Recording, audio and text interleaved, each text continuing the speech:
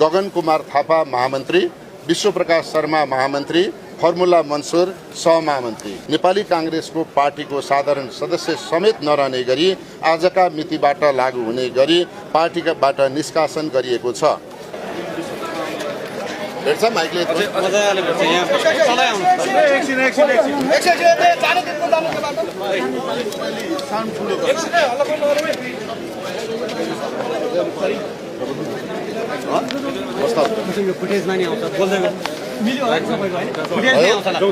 शान्त भइदिनुहोस् है त साथीहरू। आदरणीय सञ्चारकर्मी साथीहरू, अहिले हामी नेपाली कांग्रेसको केन्द्रीय कार्यालयको प्राङ्गणमा छौँ।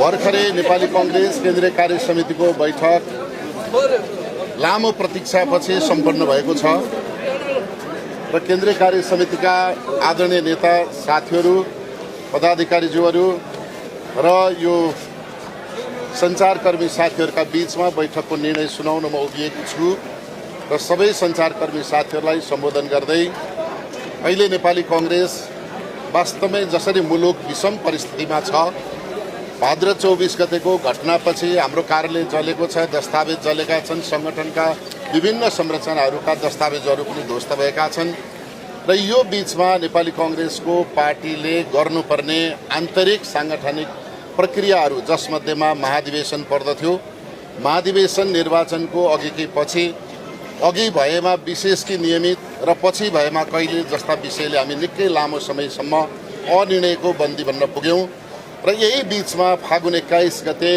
प्रतिनिधि सभाको निर्वाचन हुँदैछ र त्यो निर्वाचन पनि ऐतिहासिक महत्त्वको निर्वाचन छ। यसले बाटो बिराएको संविधानलाई ठिक बाटोमा ल्याउनु छ भने जनताको सार्वभौम सत्ता सम्पन्न प्रतिनिधि सभा विघटित अवस्थामा छ, त्यसलाई पुनर्बहाली गर्नु छ। पुनर्बहालीको अर्थ यसलाई निर्वाचनका माध्यमबाट पुनर्बहाली हुन्छ भन्ने नेपाली कांग्रेसको विश्वास छ र निर्णय छ।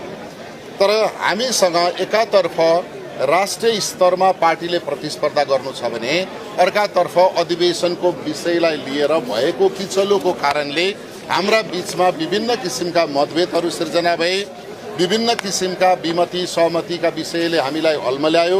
यसका बावजुद पनि हामीले लामो समयसम्म पार्टीका पदाधिकारी सदस्यहरूको बीचमा आन्तरिक छलफल गऱ्यौँ, हामीले परामर्श गऱ्यौँ र झट्टै भन्दाखेरि पार्टीभित्रै पनि तहगत वार्ता गऱ्यौँ, संवाद गऱ्यौँ।